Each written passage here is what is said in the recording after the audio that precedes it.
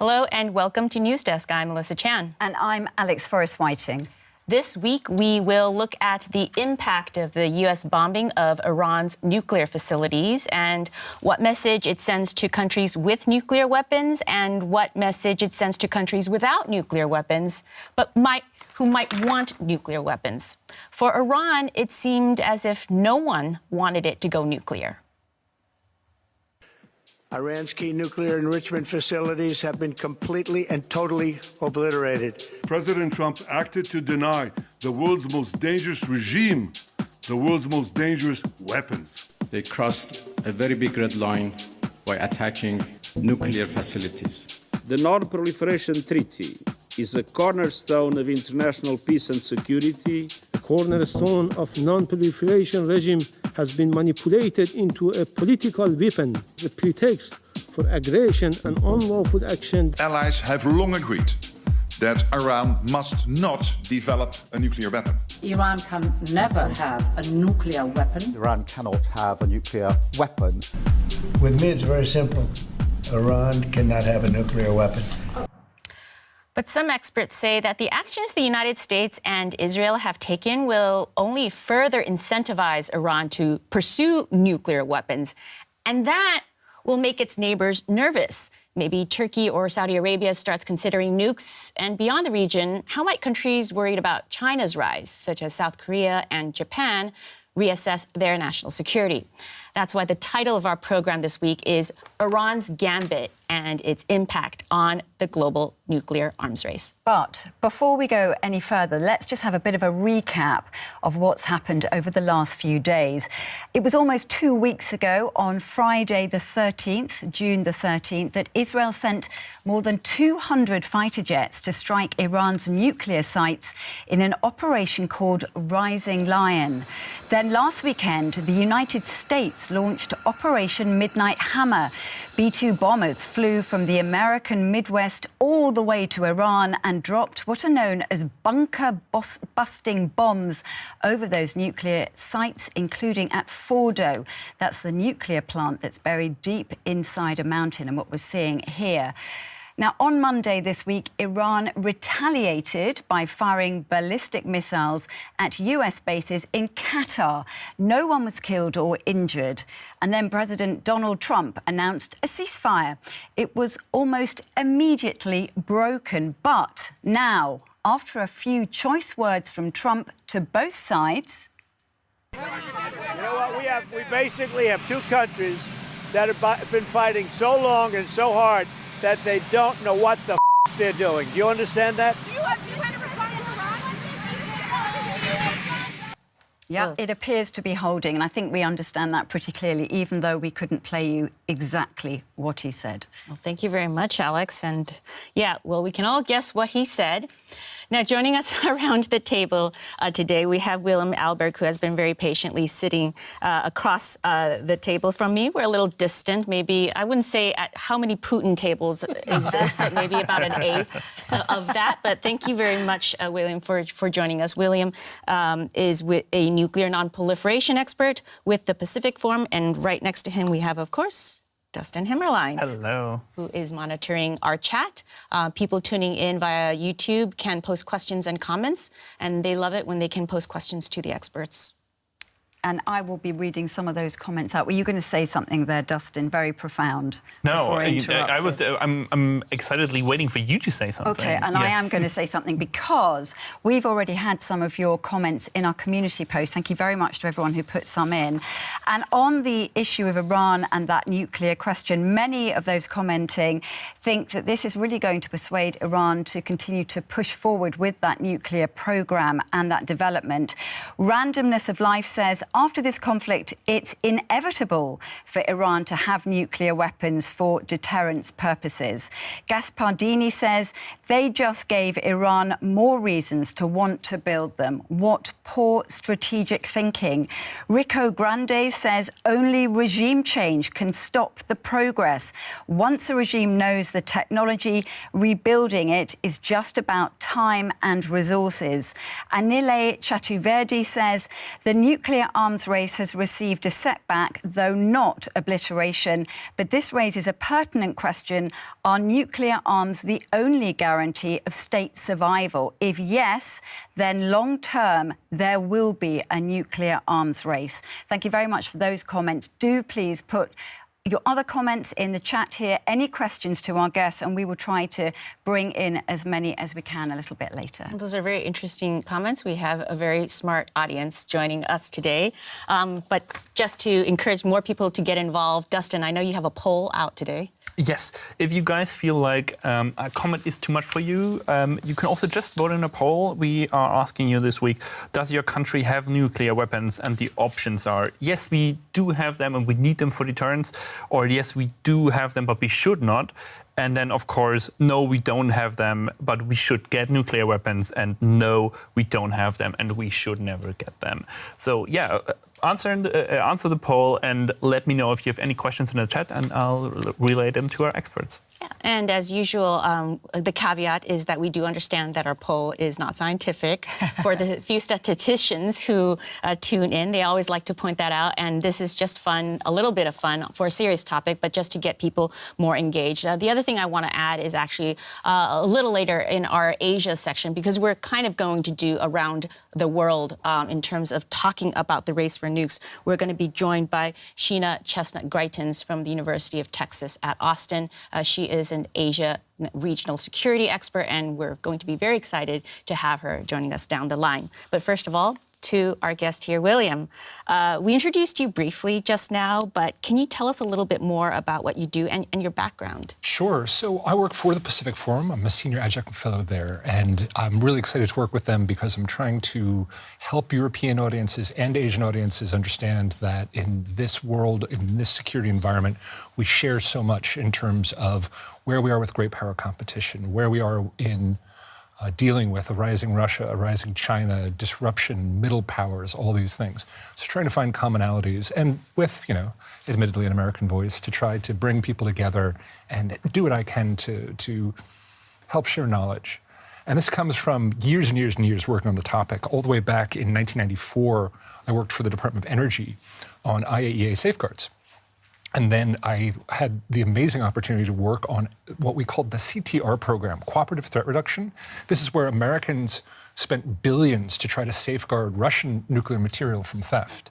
And so at the tender age of 25, I was going to Russian nuclear facilities and helping with teams to assess their security needs and to improve them and to spend millions to try to make them safer. And this was at a time when Russia had just transitioned out of the Soviet Union, and the security there was pretty wild. And this was also at a time when the government was open to allowing an American like you. We went to weapons bases, we went to weapons usable nuclear material bases, and really transitioning from the Soviet Union when there were trees overgrowing the fence lines, or the fences had fallen down, or they couldn't afford new badges for people, and the guards would say, "It's okay, I know everybody." Or one of the most stunning moments when one of the guards told us, "Well, don't worry, Russians don't steal." Going, I have some literature for you to read from history. That's kind of interesting. Well, anyway, but it was a huge opportunity. I really loved it. I really thought we were going to change the world. Things didn't quite work out that way. I ended up at the Defense Threat Reduction Agency, which is the DoD part, the part of the Department of Defense that works on weapons of mass destruction issues. I became an arms control inspector. I worked on large-scale nuclear weapons accident exercises. I worked at the State Department on the NPT treaty for a year. And the non-proliferation treaty. The nuclear non-proliferation treaty of 1970, which still holds to this day.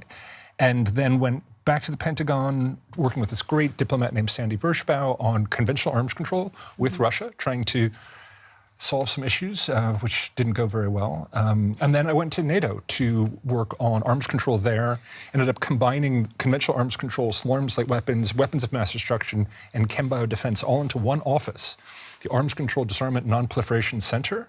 We had to come up with an acronym for it. We came up with ACDC. Perfect. Good one. You like music too, I know. Yes, and we had an amazing time. Really, were able to do some great work there. Since then, I moved to Berlin, working with IISS and the Stimson Center, the International Institute for Strategic Studies, which is headquartered in London but opened up a Berlin office. worked with the Stimson Center, which is based in Washington, D.C., basically trying to bring debate on nuclear weapons and deterrence and non-proliferation and arms control to Germany and really to connect audiences here. And again, that's why the Pacific Forum is a great opportunity now to bring Europe, North America, and the Pacific together on these very important topics. And with your experience, I mean, you guys heard it. I mean, if you have questions, you have a very unusual opportunity to pose questions to a great expert. So we highly encourage you to start posting questions, and Dustin and Alex will bring them right away. But while you're thinking of good questions, let's talk about the thing that brings us all around the table, which is with Iran. The U.S. is claiming mission accomplished. I am old enough to remember that other mission accomplished from 2003. And if you don't know what I'm talking about, I'll have you Google that. But what we know... Later, not now. Not now. Well, you can be simultaneous about it, open up another tab. Anyways, what do we know about the damage to Iran's nuclear program? There's stuff coming out, and then the White House is contradicting. What would you say is your opinion? So, immediately in the aftermath of any huge incident like this, the first information you get is usually wrong, which is why it's always disheartening when a political leader will go up and give what they hope is an unequivocal statement minutes after something's happened. It usually takes such a long time for the intelligence community, for people involved to really understand what's happening. Even people who have access to really good intelligence are still trying to piece together all kinds of disparate pieces of information. What I like to do, and I just did a big tweet thread on, was look at people who I really trust, whether it's actual imagery from very reputable companies like Maxar or Airbus, or if it's tweets from people who I know have great experience in this background. In this case, I've been looking a lot at the International Atomic Energy Agency, because they still actually have inspectors in Iran. They don't have access to the facilities, but these are people who have been in all of the facilities that we're hearing about, Natanz, Fordo, Esfahan. They've been there. They know what it's like. Now, actually, while you're talking, please. So I put together a 13-tweet thread gathering what Rafael Grossi, he's the Director General of the IAEA, and a person that I personally trust quite a bit. He's a really, really nice guy, very, very smart, and his whole cabinet there is just top-notch. And he's done such great work with Ukraine, for instance. But he has been giving statements every day on what's happened, both to the International Atomic Energy Agency's Board of Governors, so the nations that help run the IAEA and have regular meetings, as well as the UN Security Council.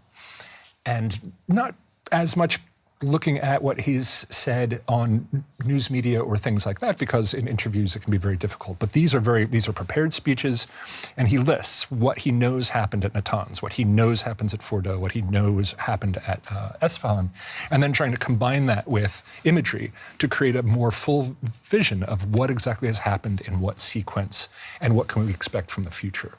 So I've really been looking at this very carefully, and I can go through it if you like, site by site or overview, however you want me to tackle this. I mean, what I've just got, I haven't got, let me just make sure I'm on the right thing.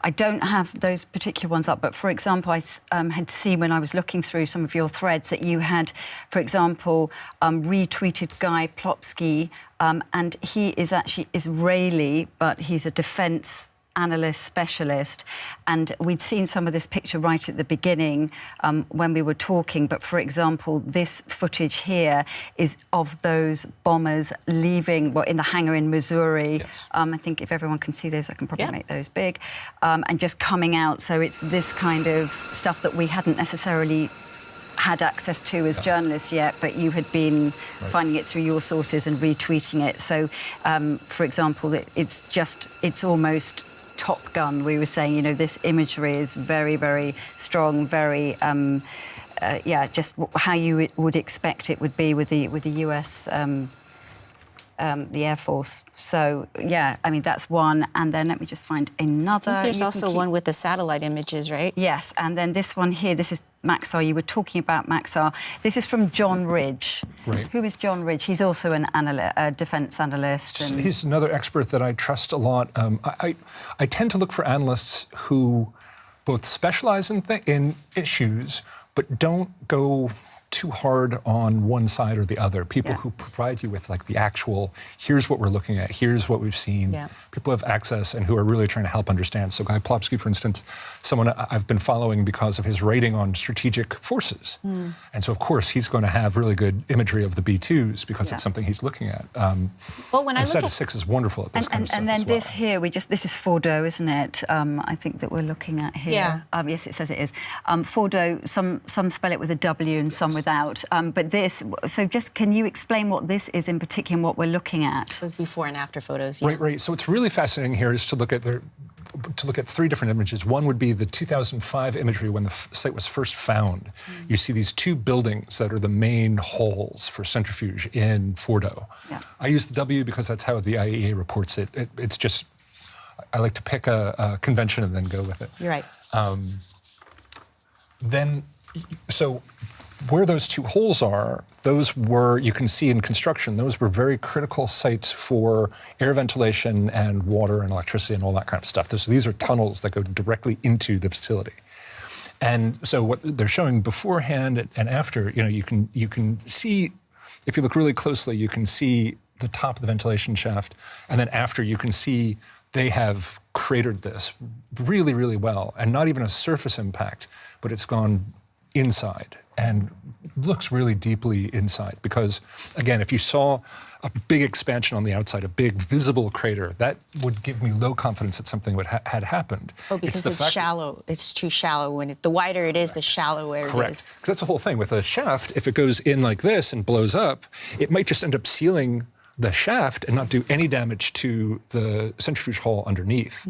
The fact that you see just a little bit of like a dirt, some displacement from inside, but no big cratering means this was probably a really good hit and probably went very deeply. And the fact that the US is reporting that there were 6 on each one of these 2 targets, that's extraordinary. That means they've followed each other so closely that I think they're able to do some real shockwave damage inside. So it's counterintuitive. The less on the satellite, it looks like it's damaged. It actually means it's penetrated deeper so that the cratering is happening underneath the ground. And there was another approach. They could have done a 3 or 4 day bomb campaign where they just hit the surface and hit the surface and hit the surface and hit the surface until they exposed the bottom. But you're talking about 80 to 90 meters. That's a lot. Okay, so then what is this debate about that we're seeing right now, where some people are saying that the nuclear program has actually not been impacted as much, given that this appears to have gone very deep? Right. So first, let me just say, there's the IAEA and Iran entered into... Which we have to explain. The International Atomic Energy Agency and Iran signed an agreement when Iran first decided it wanted a nuclear program after the Atoms for Peace program with the United States, where you sign a safeguards agreement, where you have to tell the International Atomic Energy Agency where you are handling nuclear materials and how you're handling them and for what. What we found out in the late 80s, early 90s was there was an obvious loophole here. If you don't tell them about a facility, the IAEA can't go inspect it. They are only assessing the veracity of what you tell them. So,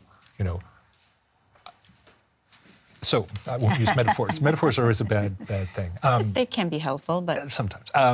So what we found out in Iraq, what we found out in Libya, what we found out in these places were that countries would just build another facility that they never declared and do whatever they want there. And even if you saw a satellite imagery or something and said, what's happening there, they'd say, hey, we don't have to tell you anything. And at the end of the day, the agreement says you cannot use nuclear material for weaponization. And so the fact that there's a loophole in what we can expect doesn't mean we can't assess that you're doing terrible things. So the long shot of it is they came up with this thing called the additional protocol, especially after the Iraqi nuclear program, which said, you tell us what you want to tell us, but then we can also go places that we suspect that you have not declared and try to verify whether or not you're doing things. So Iran gets caught in its nuclear program in the early 2000s, mainly because of intelligence leaks and open source imagery that you can see. So those are the 2 ways, by the way, just to back off a little bit. 2 ways to find out about things, satellite and intelligence. So yes, I mean, what you want to combine with is open source, all the things that you can see Right. the intelligence, but then also you have IAEA safeguards, which means you have inspector teams who declare we're going to this facility and we are going to inspect. Really dumb question, but Yeah. can you really tell? I've always wondered this. I actually covered the six-party talks in great, Beijing. yeah. I remember doorstopping Christopher Hill at the end of every day after talking with the Russians and the North and South Koreans, the Chinese and the Americans and the Japanese. And one thing that we really never got into is just how do arms control experts actually know? So you go to this facility, you're walking around, famously, right? I believe his name was Sig Hecker, right? Sig Hecker, got a chance to see stuff in North Korea. Yeah. And then for me, I'm imagining walking into something that looks like a warehouse, a lot of concrete, big buildings, tankers of things. How do you see that and say, that's nuclear and that's dangerous, or that's just a fake thing? Well, it's Really, exactly as we're just saying. If you combine everything that you gather from open source, plus your intelligence, plus your inspection, you can see quite a bit. So first of all, who's an inspector? Well, if your inspector is an intelligence officer or a former intelligence officer or someone who designs nuclear facilities or someone who works at nuclear facilities, they can walk into most buildings and be like, no, I see the HVAC, I see the electricity, there's something big here. There's something, oh, you power a lot. Oh, you have emergency fans. That's really interesting. If this is just a warehouse, why would you have all, you know what I mean? They know what these places generators look like. or whatever. Right, plus intelligence where, quite frankly, you see what you see through intelligence. They tell you what they want to tell you through the exchange, information exchange. And then you look for the deltas. What are the differences between what we think we know and what we know? That's where you send an inspection. Now, if the receiving side says you can't go there, then you have intention. Because obviously anyone who's not cheating is going to be like, oh, please, come on in. No, this is a mistake, come on in. And if you actually do get to go there, you can see signs of concealment. First of all, you say you're going to inspect a facility, you park a satellite outside that facility 3 hours before you announce that you're going to go in. And then you see who scrambles out. So for instance, at Fordo, a couple days ago, we see lots and lots of trucks lined up outside the facility. Yeah. Taking things with them. Precisely. There's what, 300, 400 kilograms? Is that it? Or there's 400.6 kilograms, I think it is, of highly enriched uranium, 60% highly enriched uranium. I don't think that was at Fordo, though. Okay. But we can get to that. But yeah, just to say, maybe we're getting too much into the details. Just to back up. To how you figure out. So again, with safeguards, you have all the nations who are members of the IAEA saying, we think Iran's doing these things. They give information to the IAEA. The IAEA has an open source and safeguards intelligence fusion center that puts that all together so that they can then prepare an inspection team to say, here are the kind of things we need you to look for. And at the same time, you do things like you take in these chemical wipes that can detect microparticles of highly enriched uranium or plutonium, and any deviance, anything that you end up finding, then you put it in a report, you give it to the nations, and you go to the nation, you say, explain yourself. And that's why, for instance, one of the open files for the International Atomic Energy Agency with Iran is all the past activities that they were caught doing that led to the first crisis in the early 2000s and then the second crisis of the JCPOA with the JCPOA, let's define that too. Right, the Joint Comprehensive Program of Action between Iran and the IAEA. These previous military dimensions have to be answered. And to this day, the last report we got from the IAEA, Iran still has not answered, and in fact was still trying to cleanse these facilities and hide them and bulldoze them as late as January 2021. So we've never resolved the previous military dimensions from the early parts of their program, and now they're doing all this other stuff as well. So someone hearing all this, by the way, I bet there are questions I think there are, but I was actually just going to ask one then quickly about the IAEA, because I know that the Iranian parliament has voted to advance a measure to end any cooperation with the IAEA. What happens now? I mean, now that this has happened between the US and Israel, does Iran have to play ball at all? They absolutely do. I mean, this is, first of all, the fact that the parliament's doing this, I understand from a political point of view. But there's all this talk about, oh, okay, the IAEA has been passing information to the US and Israel. And it's like, no, Iran has obligations to tell what they're doing. Iran has been cheating. Iran says that they've been cheating. They say they've been cheating because they're trying to develop leverage. But, the transparency of knowing where their stuff is isn't a bug, it's a feature. And for them to say this is some betrayal is bizarre. Any deal with Iran now absolutely 100% has to include going back to what I said before, that additional protocol, Iran stopped implementing that after the JCPOA collapsed, after the Iran deal collapsed. We have to be able to go back to not only a lot of transparency, but even more transparency than before. That has to be part of negotiations. Otherwise, Iran will do this again, I think. Yeah. What incentive, I mean, a lot of people are saying that what the Americans have done is only going to incentivize Tehran to just go ahead and build a nuclear weapon, right? Right. Because we're going to be talking about North Korea later on, but Kim Jong-un is sitting very comfortably in Pyongyang these days. No one is threatening him. He's got his nukes, and that is his guarantee. Surely, even I don't have to be a nuclear expert to say, well, I think we should pursue nuclear weapons, and then we will existentially survive. That would be the view from Tehran. I understand that. I think as part of the negotiation, the leaders of Iran have to understand the U.S. got involved because it felt it had to, primarily because Israel went ahead, and then we have to finish this. We have an opportunity to finish as much as we possibly can from the air. But it's never going to finish through kinetic action anyway. It has to finish through negotiations.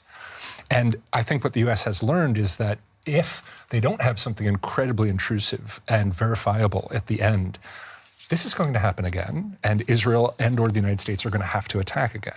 So we have an opportunity here to communicate to the Iranian leadership, if they don't sign an agreement that allows for incredible intrusive inspections that will prevent them from being able to hide a new program, then their leadership is going to suffer consequences, including a potential further U.S. attack, this time aimed at the regime.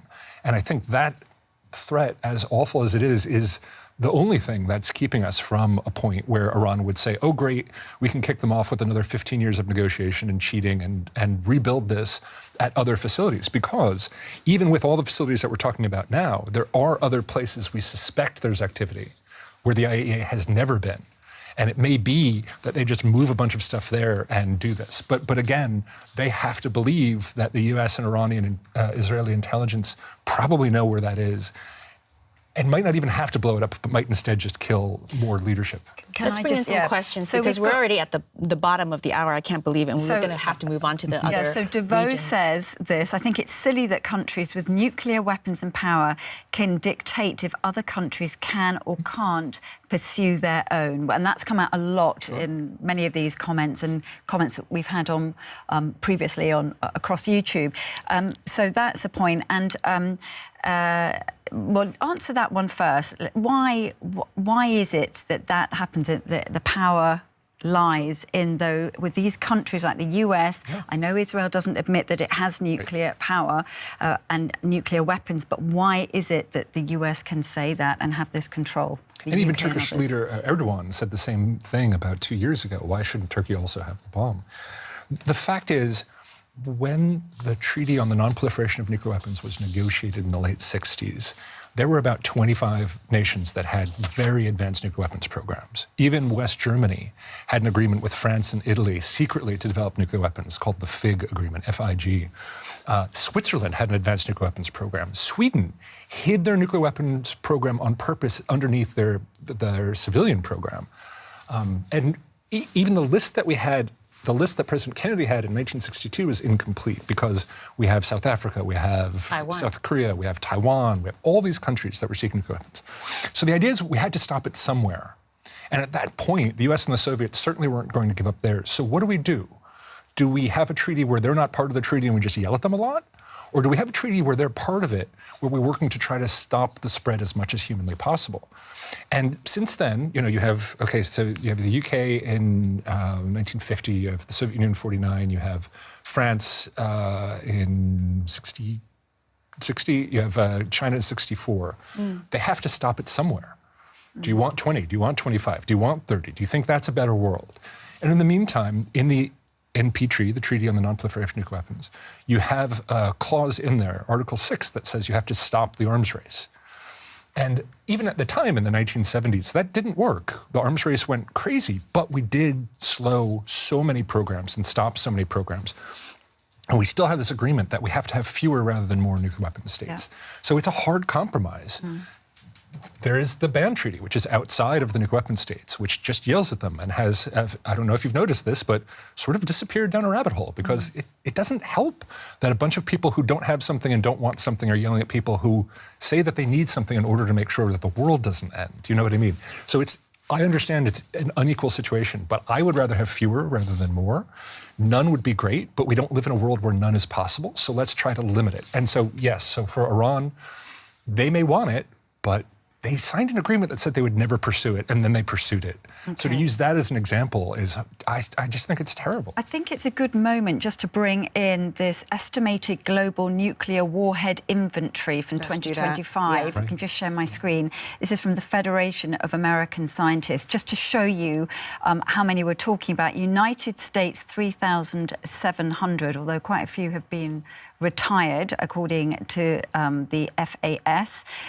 We can see United Kingdom, we can see France, we can see Israel, even though they don't admit it, Pakistan, India, China, North Korea, and of course Russia. Arrows up means that they are increasing, arrow down, such as the United States supposed to be reducing. I don't know if that's now the case under Trump, I'm not sure, but quite an interesting map, and this is another way of seeing it as well, laid out slightly differently, but there's a lot. There are a lot.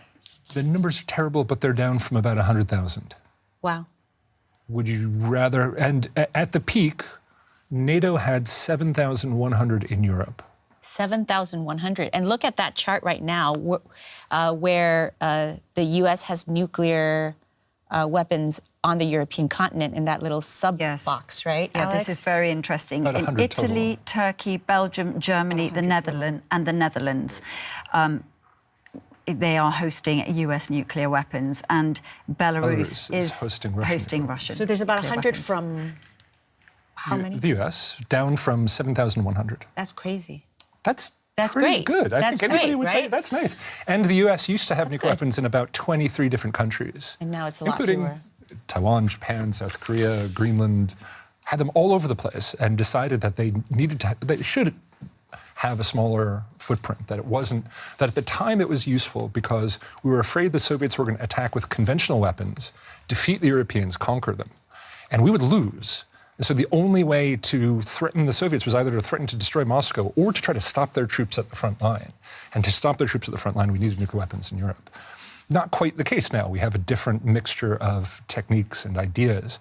But you also do see China is racing, India and Pakistan. Well, China and India have a long-standing hatred. Right. So So China will race. That forces India to race. India and Pakistan have a relationship. That'll force Pakistan to race. Russia, we know they're building up. The U.S. probably has enough in the tank that they don't need to race quite so much and doesn't quite have a theory as to what all those nuclear weapons would do. But yes, the US, the UK, France are much later to the race than the Russians and the Chinese. And I think that'll put pressure to build up. But we're still so far below where we were in the Cold War. It's astonishing. So then, sort of expanding it beyond Iran and sticking to the Middle East region then, there are murmurs and worries that other countries will want to pursue nuclear weapons. How realistic is that? The picture you've painted actually makes me feel like maybe it's less realistic than possible. You also mentioned that Erdogan of Turkey has expressed interest. How serious is that interest? And I'd also like to ask about Saudi Arabia is the other one that comes to my mind, but any other country in the Middle East as well. So the one thing that you mentioned before that I want to tie in here as well is North Korea. Yes, countries are like, well, look at North Korea. Kim Jong-un is sitting pretty. No, he's not, and his people are starving. And that country is a pariah. You want to be North Korea? I don't want to be North Korea. That's a terrible example when people say, well, he got away with it. No, they didn't get away with it. They are still cut off from the mainstream of Earth.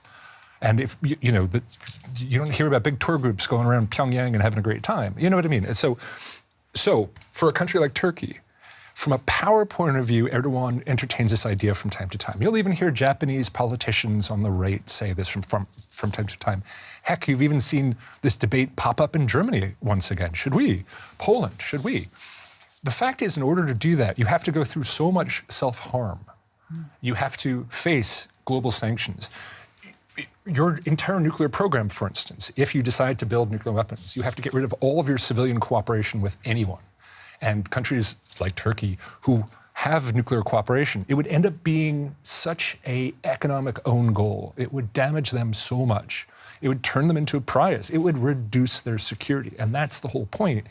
Being in NATO and having the US and the UK and France say, you don't need nuclear weapons because we have them on your behalf, and anything you could possibly use them for, we are there for you, is so much stronger than Turkey saying, we are going to thumb our nose at the entire world community, make ourselves a pariah, destroy our economy, but we'll have a couple of nuclear weapons in a bunker somewhere.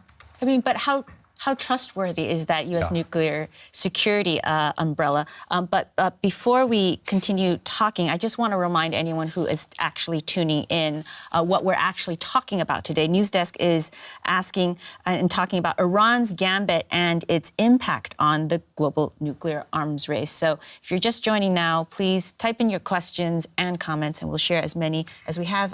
Alex, doing a quick check with you and Dustin as well. Yeah, Let me just forward two comments to you, William, two compliments that our users have given you. Yes, one has said, he talks like a writer, which I feel like is a very high compliment. And someone else said, in a similar vein, Lamau, William with the facts. So there you go. I just didn't want those to disappear in the ether before we get to the questions. Wonderful. Thank you. Thank you so much. Have we finished talking about North Korea? Because there was just a comment about Saudi Arabia. Oh, yes, I wanted to get back to that. We will go to Asia next when Sheena joins us. But so Nile Chaturvedi says, even Saudi Arabia has said that if Iran builds nuclear weapons, we will too. And then he adds in, but on North Korea, would Libya and Iraq have been invaded had they had nuclear weapons? In other words, I guess it's pretty tricky, right? This whole deterrent. It could be bad or good. Would Iraq have been invaded if they had nuclear weapons? Well, they didn't. They pursued it and they got invaded. That's the point. Libya, would they have? Well, they gave it up, kind of pursued it, but it just didn't make sense. Same thing with South Africa. They actually built them and then realized what a horrifying mistake that was and got rid of them as quickly as they could, especially with the change of regime from the apartheid regime to a democratically elected one. So for Saudi Arabia has an existential issue with the Iranians. There are underlying security issues that are forcing countries in the Gulf to realign their defense and political priorities in order to try to handle this threat. One tool is increased U.S. guarantees, and I think that's what Saudi Arabia is going for. In my talks with the Saudi Arabians, I've had really good relations with some wonderful people in their government. They said, we are concerned that the U.S. is going to take their eye off the ball with Iran and let it just run rampant, and then Iran, you Europeans, as long as they don't have a missile that reaches you, you don't care. But Iran, with missiles, with proxies, with all these things, are terrorizing us. And if they have nuclear weapons, maybe they'll feel even more emboldened. So we have to do something about it. And they didn't feel like they were getting enough attention from the United States, so they pursue enrichment, which is exactly how Iran is pursuing a nuclear weapon. Is that economically viable? No. Is it necessary for a nuclear program in Saudi Arabia? Absolutely not. But does it get attention of U.S. policymakers who say, oh, maybe we need to pay attention to Saudi Arabia a little bit more? Yeah. Same thing happened with South Korea. President Yoon, now ex-President Yoon, had a little bit of difficulty with President Biden. And so he said, well, we can build a bomb if we want it. So it was just to get attention, is what you're arguing? I think it's in order to get sustained attention from the United States to the security issue, you continue to pursue this. Ultimately, the problem about nuclear power, and I think it is an important thing moving forward, but the problem with nuclear power as it exists today is it was born of original sin. It was a weapons program that happened to have a power benefit, not a power program that happened to create weapons. So anyone who now pursues nuclear power the way that we've known it for the past 60 years is also building up capability to have nuclear weapons. And so countries know this is a nice little signal. On the one hand, it's completely logical. We need to pursue nuclear power in the future. But it also gives us some pretty cool skills that if you don't pay attention to us, we could turn into a weapons program if we need to. So yeah, I think it is leverage and hedging, but also with some future view aligned with climate change. And certainly with the South Koreans, it would be trying to get attention from the Americans, which they depend on for their security. So I think this is a good time to actually go to Asia. Do I pivot to Asia? Pivot to Asia. And frankly, we're going to pivot to Asia faster than successive U.S. administrations have been able to. That is a joke of mine. I hope that it's a super wonky joke. 55 years. Yes. that people understand. But I know that Sheena Chestnut-Greitens, who is joining us now, understands that joke. She is with the LBJ School of Public Affairs at the University of Texas at Austin. She is an expert on China, on Asia, and the regional security picture. Thank you so much for joining us, Sheena.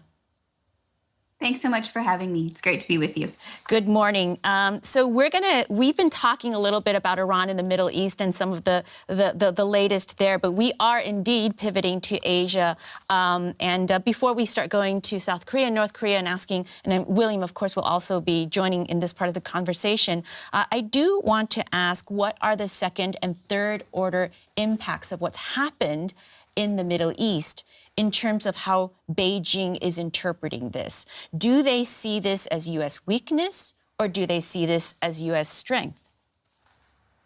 I think my guess is that Beijing is likely to be interpreting this as a particular feature of the Trump presidency, which they see as a leader who is unusually powerful in terms of his ability and his authority to make decisions in the U.S. political system, and also a little bit less predictable than previous U.S. presidents, more willing to contemplate actions that were previously perceived as high risk. And so I think they see this as a moment that is consistent with some previous data points about the unpredictability of President Trump and his willingness to do things that are unconventional or that were previously sort of outside the bounds of what a U.S. president would normally consider. So I think that's part of it, a perception of U.S. decision-making and the way that the U.S. foreign policy decision-making process is working under President Trump.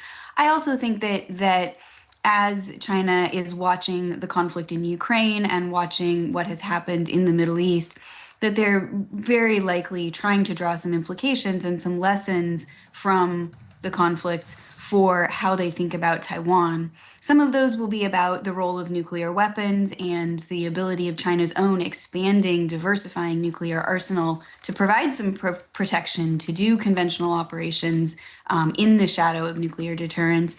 But the other part may be the combination of sort of unconventional techniques like drone warfare and how that relates to attempts to defend and harden Taiwan domestically. And so I think China's probably watching all of those things really with an eye toward drawing lessons for its own backyard. China was rather quiet during this entire episode.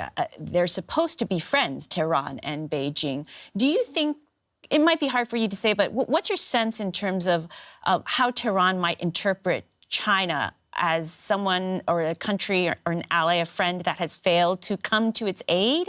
Or do they have expectations of China and they understand that China likes to limit how much it wants to help in hot conflicts, so to speak? Has China been a good friend to Iran? Well, China's reaction to this has been pretty muted. It has been pretty restrained in terms of what it has commented on and what it has offered to do. But I think we should remember that China doesn't have treaty alliances and security relationships of the kind that the United States has. The United States has made commitments that are pretty specific to a number of its allies and partners, whether that's NATO, the NATO countries in Europe, or its allies and partners in the U.S., in the Indo-Pacific, South Korea, Japan, the Philippines in particular. And so the nature of China's security or strategic partnerships, the term that Beijing uses, has always been more nebulous, with the probable exception of North Korea. And so I don't know that there is an expectation that China will do much more than quietly try to protect its own interests, in particular the flow of oil from Iran, which we've seen some discussion of very publicly in terms of the Strait of Hormuz and the energy supplies that Tehran provides to China, which are really important for China's energy security. So again, I see a lot of what China is doing is really looking out for Chinese interests first and its so-called strategic partners second. Sorry, there is just a quick question from in our chat from DeVos, who is asking this question linked to China and Iran. Where is China at with Iran having nukes? He says nuclear weapons. Is there an answer to that? China's position has been that it supports the nuclear non-proliferation regime. And in fact, one of the areas that Chinese colleagues or Chinese think tank scholars have indicated that is still an opportunity for the US and China to collaborate on would be trying to limit other countries from preventing from gaining nuclear weapons or advancing their nuclear weapons programs. The problem is that the United States also wants to talk to China about its own expanding and diversifying nuclear arsenal, and China has been unwilling to discuss that. So there's this very limited place where China is willing to discuss the nuclear non-proliferation regime as it relates to other countries, but not to its own actions. So I think that it doesn't want to see a nuclear Iran. It recognizes that that could be tremendously destabilizing. But it's also very critical of Israel's behavior and has been for some time. I think the other thing that I just wanted to point out in terms of implications for Asia, and this is switching the subject a little, so if we want to come back to China, that's fine. But Russia's support for Iran in this circumstance has also been pretty muted.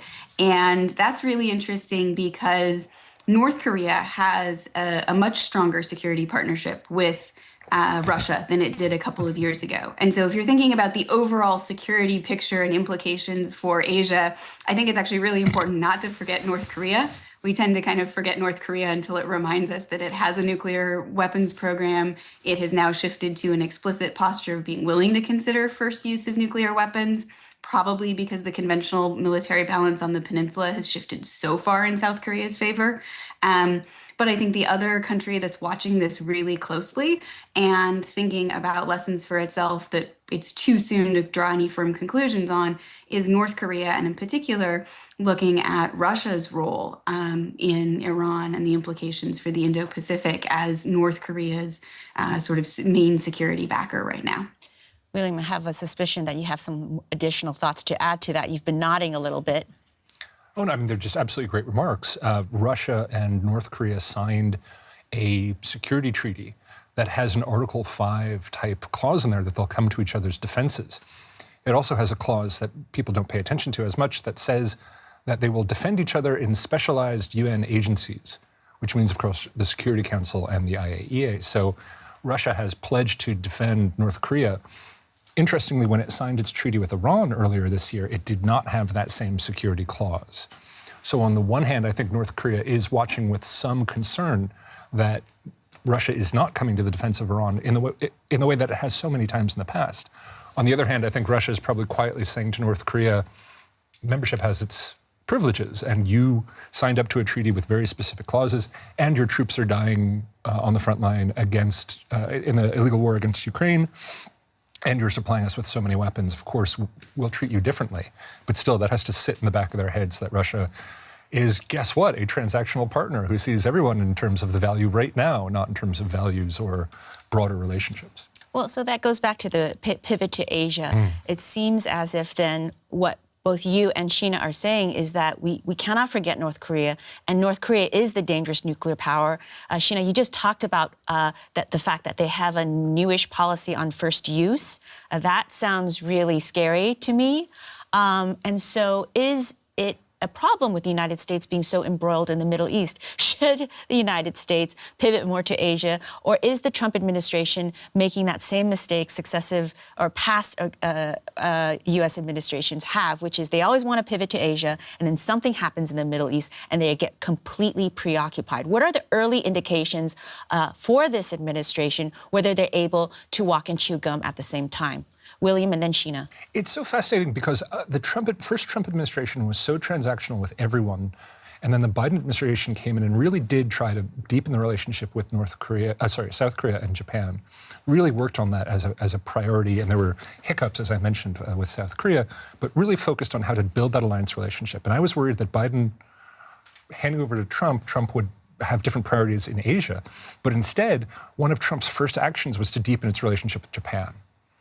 So that's a really good sign to me that this time they're going to try to walk and chew gum at the same time, that they will continue to pay attention to concerns in Asia, that for a lot of the hawks in this administration, China is the #1 threat. Russia is consistently reminding everyone that they're a threat, and the Middle East now once again reminding, since October 7th, that there are problems here that simply will not go away, and that the countries in the region will force us to pay attention to these issues. And so we really are seeing the United States and Trump in a way that I did not expect, trying to pay attention in all three theaters at once in balance. And you saw even with the feint, there was a fake attack by the United States, moving bombers into the Pacific. So there was also some very subtle Pacific messaging going on as well, that while we're taking care of this problem in the Middle East, we still have enough that we can put a substantial bomber force in the Pacific for no reason other than to distract folks. So that's a pretty powerful message. Well, I'll take it that way, even if it's not intended. That's what I wanted to ask. And maybe, Sheena, you have some insight and thoughts on that. Walking and chewing gum at the same time, is the Trump administration doing that? I agree that we're definitely seeing an effort to manage all three of these regions, all of which are really challenging in a way that I haven't seen in years simultaneously. I think the issue is going to be that in each of these three theaters, it's not as simple as the United States does something and then sort of it's done, right? The adversary always gets a vote. And so in the case of North Korea, what we've seen is a shift in the policy on unification, with rejecting the sort of potential of unification with South Korea, a real effort to invest in the kind of drone warfare that we've seen be very effective in Ukraine, and a shift in nuclear policy, probably to offset the weaknesses of North Korean artillery and conventional forces.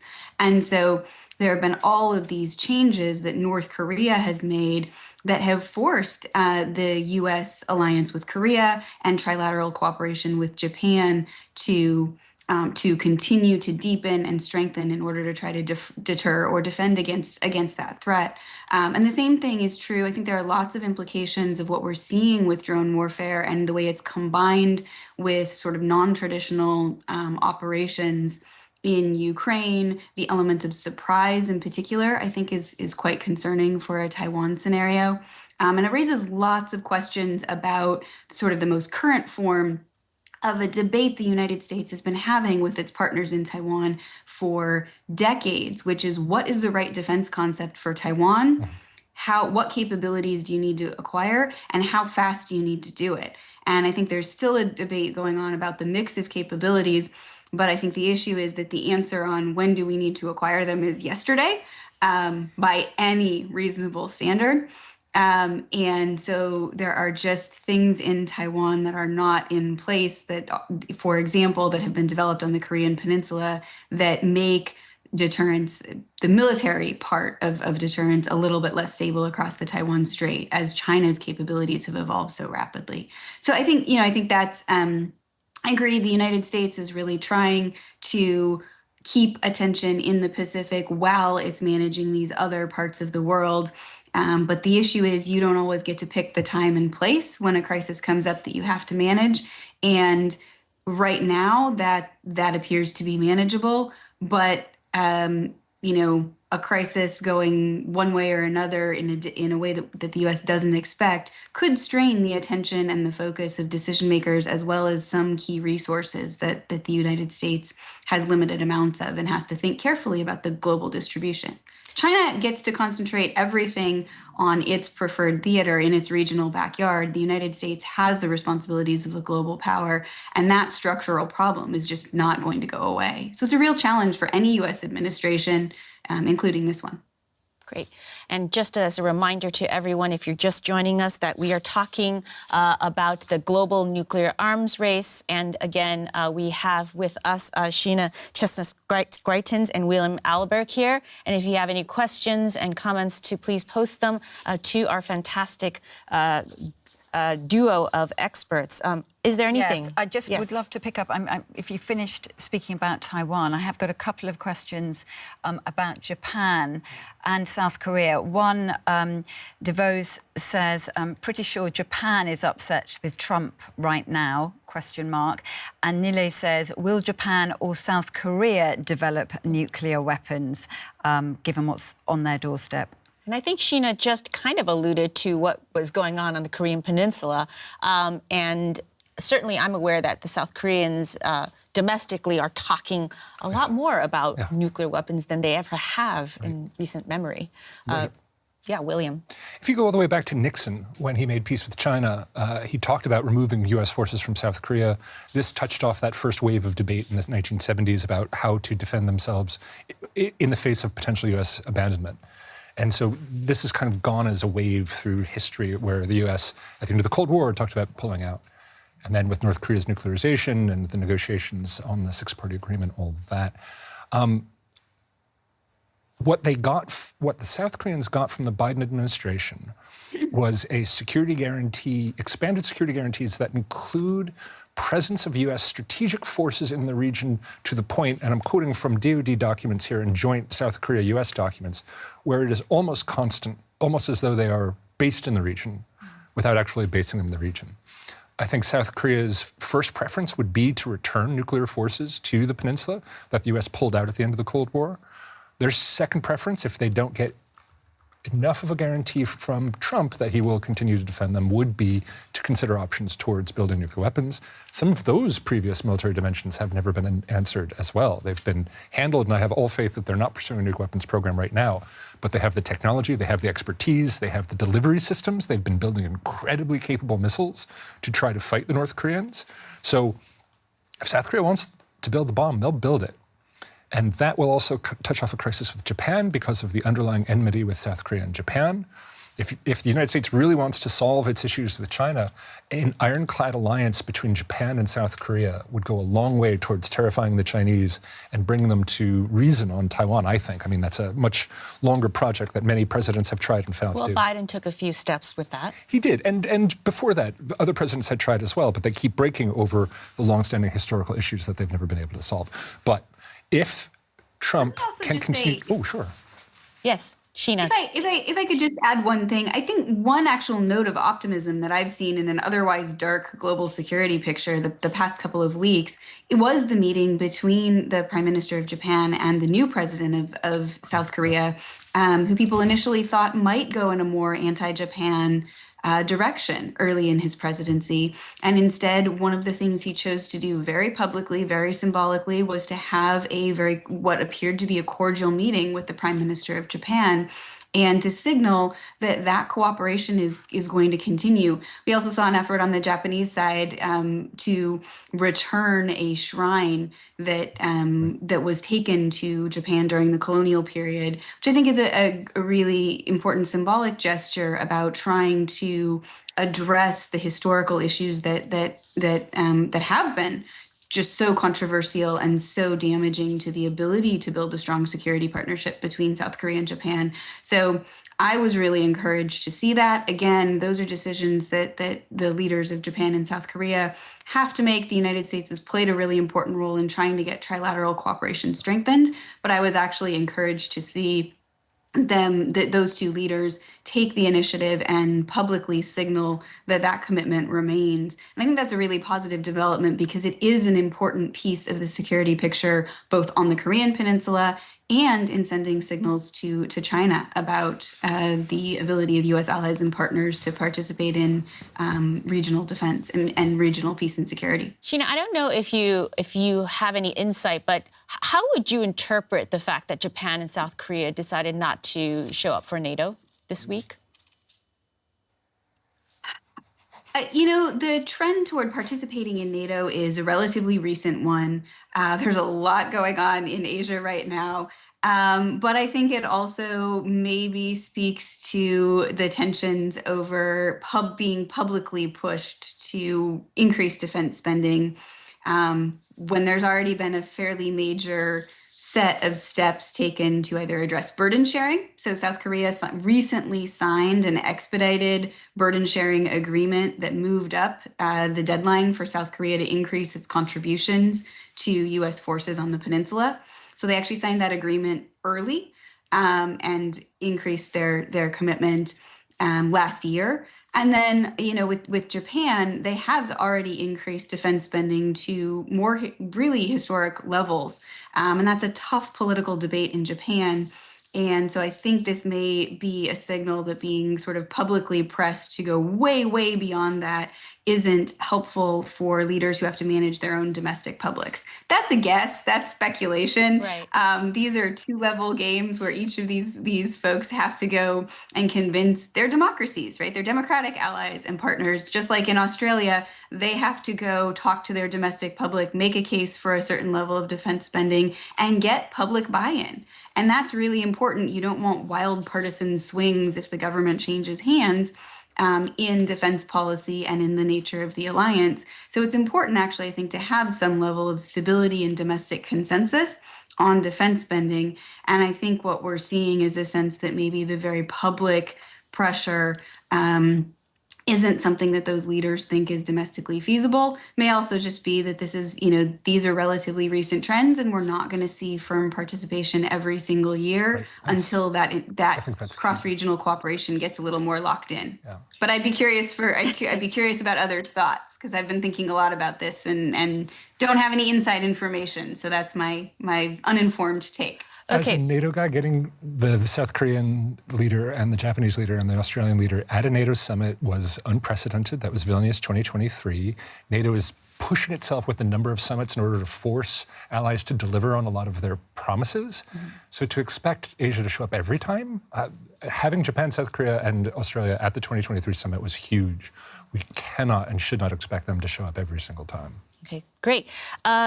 Sheena, we're going to be wrapping up the Asia section soon, but before we do that, I do want to ask you to talk a little bit about China's nuclear arsenal. We started talking about that, but there are so many things happening, so many things we want to talk about in Asia that it's kind of got sidetracked. But what should people know about China's nuclear arsenal? We just know that it is growing.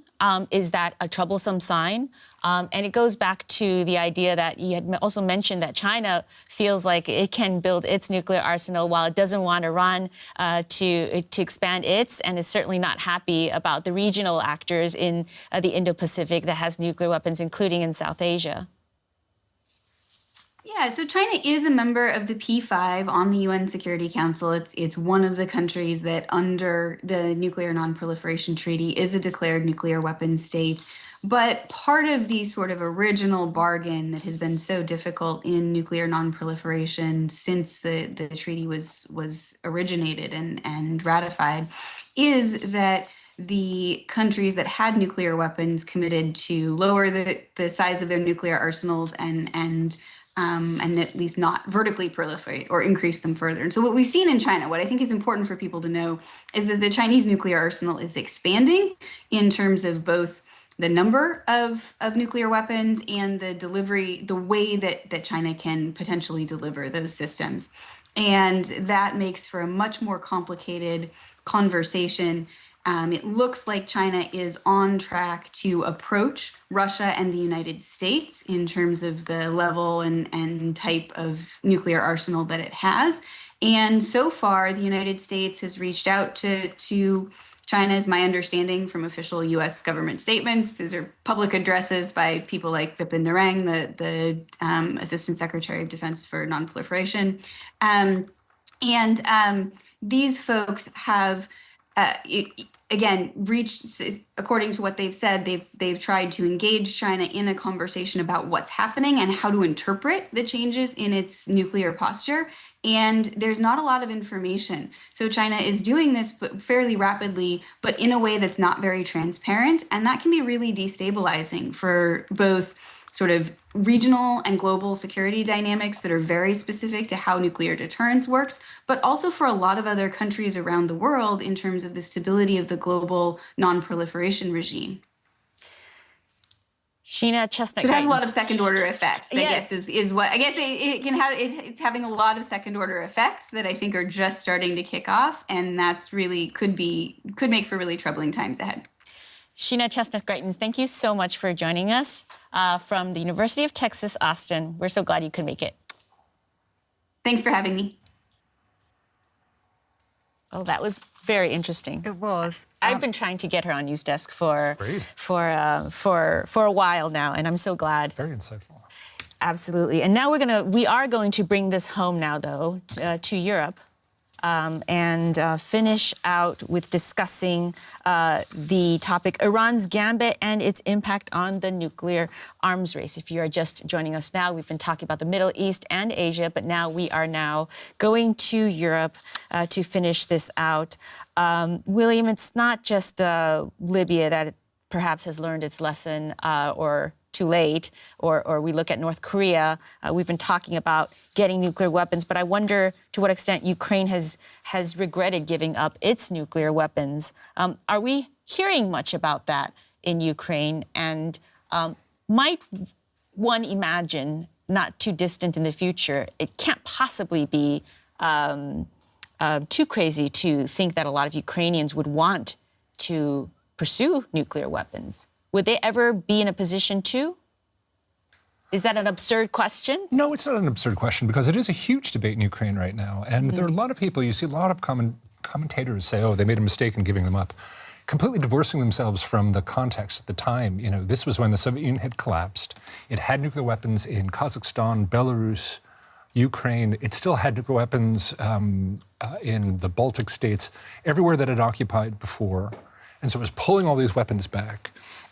And there was a debate in Ukraine at the time, do we keep them? And basically the Russians said, if you do, we're going to end you as a state. And the United States said, and we'll help. And the Europeans said, yeah, us too, because we didn't want to see a nuclear weapons state in the center of Europe. In fact, when Lukashenko, the current dictator of Belarus, took power in 1996, the first thing he did was he stopped the Russians from pulling the road mobile ICBMs out of Belarus. And President Yeltsin at the time had to threaten, well, Yeltsin after the, had to threaten the Belarusians to get them to comply and to get Lukashenko to give up those SS-25 missiles back in the day. So all of the world's attention at that moment was really focused on making sure that Ukraine, Belarus, and Kazakhstan joined the NPT, joined the Nuclear Non-Proliferation Treaty as non-nuclear weapon states. Now, could they have kept them? Well, they would have had to break them open and reprogram them. They would have had to build their own command and control systems, satellites, all kinds of things they didn't have. They would have become North Korea politically in the center of Europe. Their people would be horribly worse off and under far more pressure than they are today. So that's one of those counterintuitives. If Ukraine does that today, that would only be because the Europeans had abandoned them. Because you think the Europeans aren't going to defend Ukraine if Ukraine decides to thumb its nose at the NPT treaty, build its own nuclear weapons, cut itself off from all kinds of cooperation with other countries because of its pursuit of nuclear weapons. I think Ukraine, this is something that people talk about, but at the end of the day, Ukraine's future lies in enmeshing itself in European security, in joining the EU, I think eventually joining NATO. It's why I've been wearing the pin for 3 years now. I think that's how Ukraine guarantees its security. And nuclear weapons will the pursuit of nuclear weapons by Ukraine would only make it much more vulnerable to attack from all sides. Let me jump in there with like a tiny technical question that Neela just asked in the chat. If Ukraine would have kept its nuclear weapons, could it even have used them since the codes would have been in Moscow, right? Right, that's what I mean. They would have had to break them open, reprogram them, but then also how would they direct them? Where's the command center? They would have had to build so much. Yeah. It would have been like starting over. And can I follow up on something you said? You said that Ukraine would only pursue nuclear weapons if Europe abandoned them, but what is the definition of abandonment? I mean, right now, 20% of the country is occupied. Are we talking like a percentage of the territory before they decide that we've hit our limit? And I know you might not be able to speak on their behalf, but it begs the question of what abandonment means, in the same way that things that we toss around that are so easy, such as, oh, will China invade Taiwan? Well, define invasion, define abandonment. Yeah. So what would you consider abandonment? I think right now the Europeans are spending so much to defend Ukraine, and they're losing territory. Slowly, that's true. And they are pushing for peace, and they want peace on Ukraine's terms. And however that peace comes up, the Europeans are going to be the ones who have to bear the burden in terms of defending Ukraine after that, whether it's peacekeepers on the front line or whatever security arrangement occurs after that. So I think if Ukraine feels that the Europeans are willing to defend them and willing to enmesh them in European institutions, willing to continue to fund the war effort and help in every way that they can, which I really believe the Europeans are doing right now, then I think Ukraine will not pursue nuclear weapons. It's if the Europeans say this is a Russia problem, What are you going to do if they stop helping to fund, if they stop having these constant meetings in the EU and at NATO where they think about what else can Europe do? I think if that stops, then Ukraine will feel bereft, and then they will look at other options, and incredibly strange options as well, because at that point, what does it matter? If Europe isn't going to help Ukraine, then what does it matter if Ukraine burns their bridges with Europeans? But I don't think that's going to happen. I think Europe understands that this is an existential threat and is willing to help Ukraine as much as possible, given the political constraints. Now, it's not just Ukraine. Other countries in Europe have also started expressing interest in nuclear weapons. I want to actually run a soundbite of the Polish Prime Minister Donald Tusk, and also actually it's a soundbite including the Lithuanian president as well, I believe. Let's play that first, and then I want William to respond and react to that. Nuclear umbrella would serve as really very serious deterrence towards Russia. And it is very important to use this opportunity, all opportunities to increase our resilience. The French proposal isn't new. The topic has come up several times in conversations. The possibility of expanding our options for deterrence with French nuclear weapons, that's a proposal worth considering.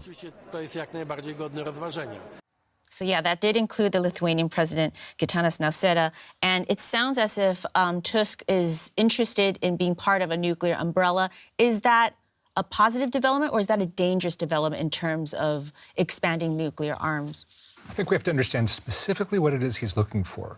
So France has always taken kind of a very French attitude towards how it's going to help the alliance. You know, in the 1958 to 1966, Charles de Gaulle pulled out of the military command, which really led to existential questions about what France was going to do. Sarkozy brought them back into the fold, but they still won't do nuclear planning with the alliance. They say, in the event of war, France will help, we'll tell you how later, don't worry about it. It's not a problem. We have strategic interest in Europe, don't worry about it. That's always been the way the French have said it. We know they're going to use nuclear weapons when they feel that they need to use nuclear weapons, and we're pretty darn sure they're going to do it in defense of NATO. What Macron has done that's different is say to the European states, you know, back in 2018, 2019, 2020, they're talking about how maybe we have something, an alternative to the United States.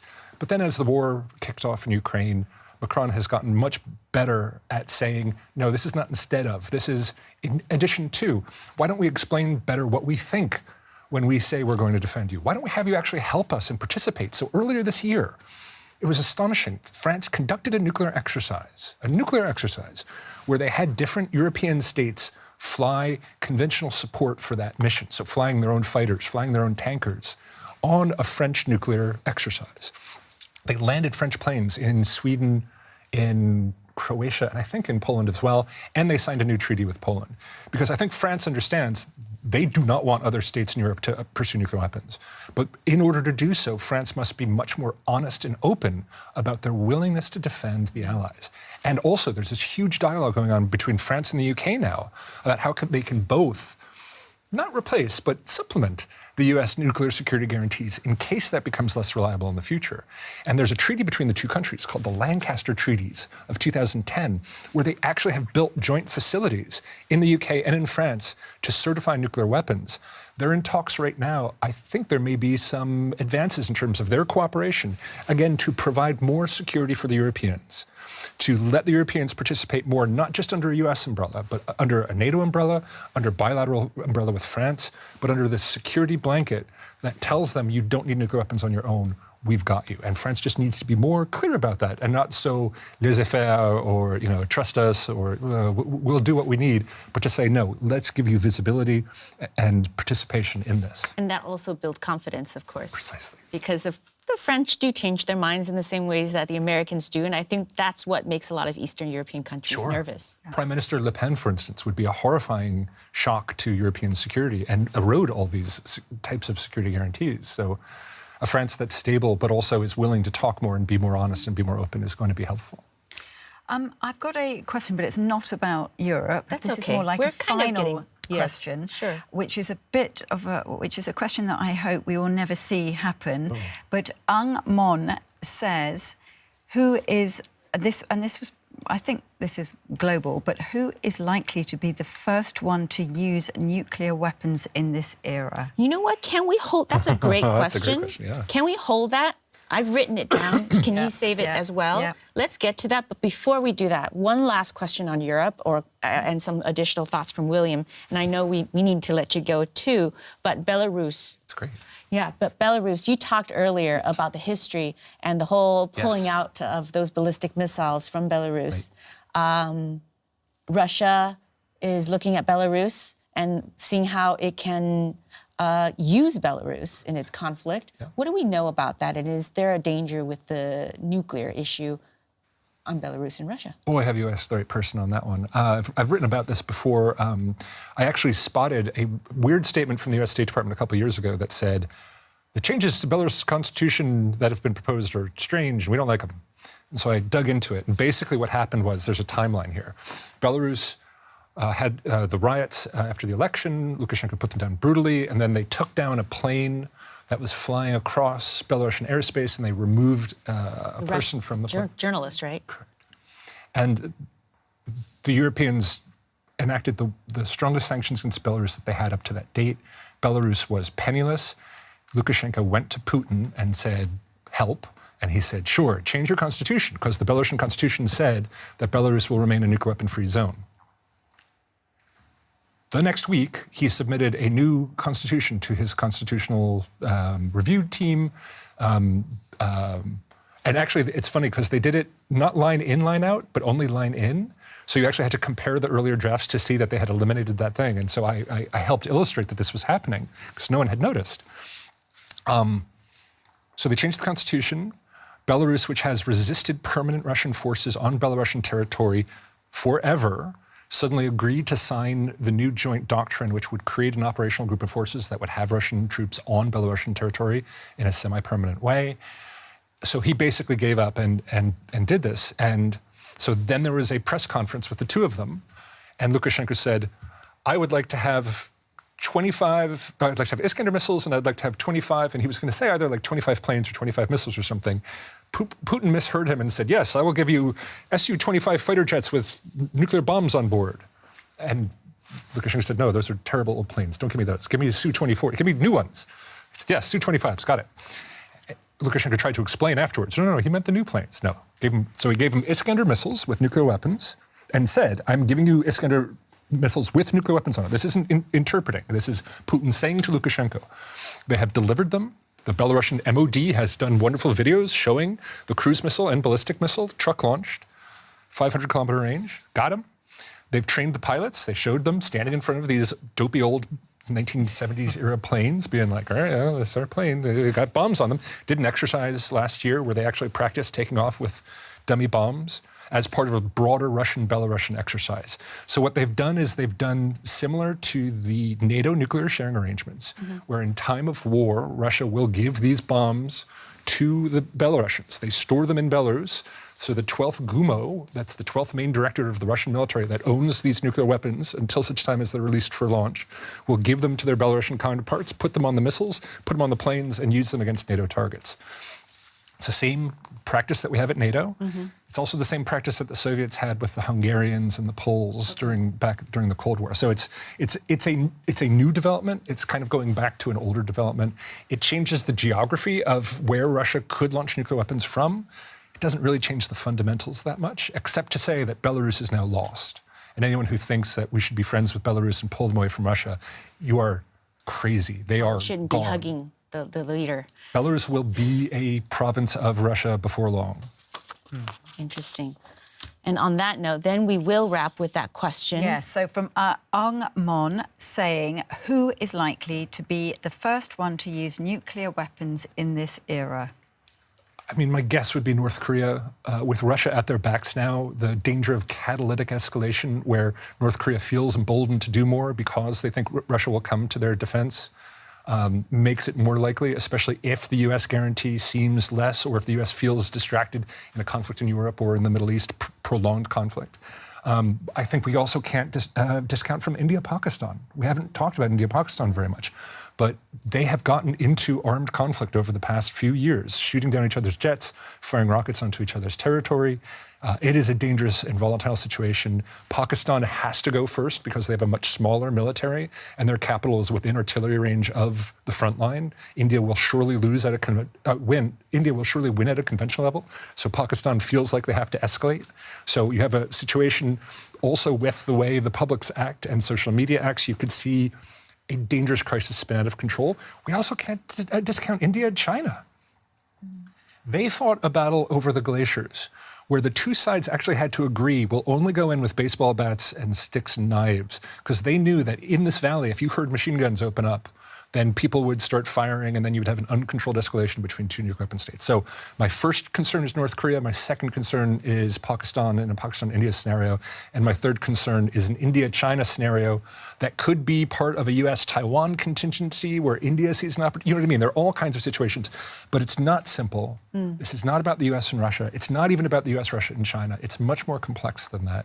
And the more I think we understand this, the more we can really pay attention and try not to just be afraid, but to understand what's happening in the world. Thank you very much. We are going to end on that poll result. On the poll, yes.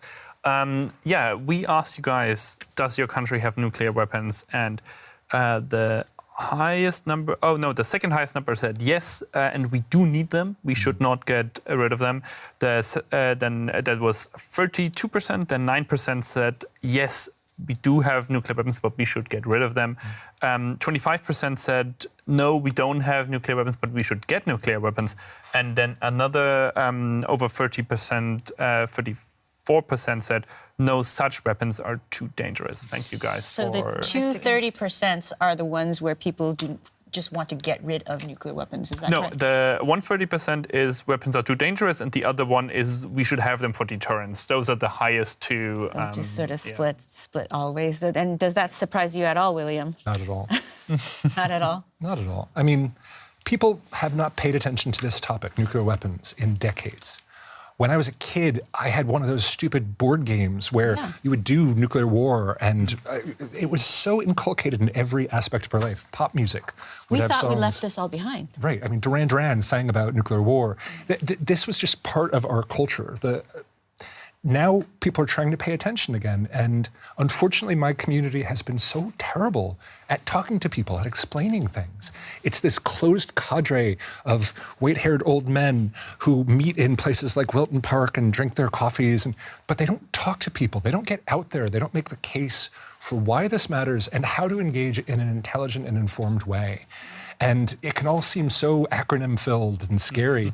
When really these concepts aren't that difficult. Deterrence is a really simple concept that every human really understands at a very basic level.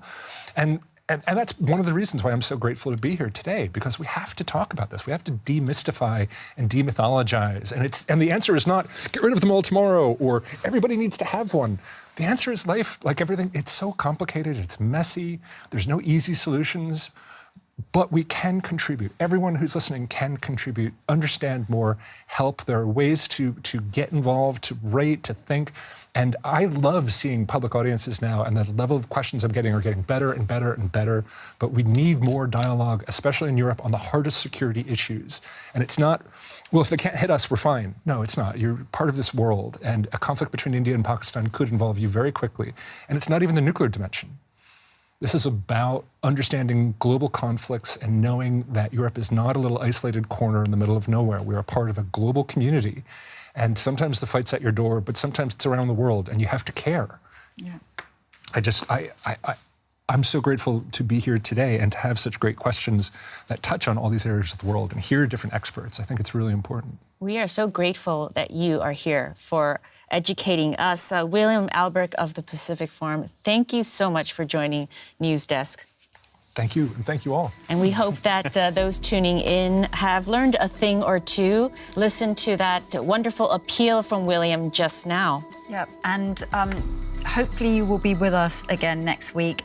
You can find out what we'll be discussing about 24 hours before. Just check on the community tab on YouTube and we will let you know. But for now, thanks so much. Thanks for the comments. Sorry we didn't get to all of them, but thank you very much. We always love seeing what you're writing. Thank you very much. See you next week. Bye-bye.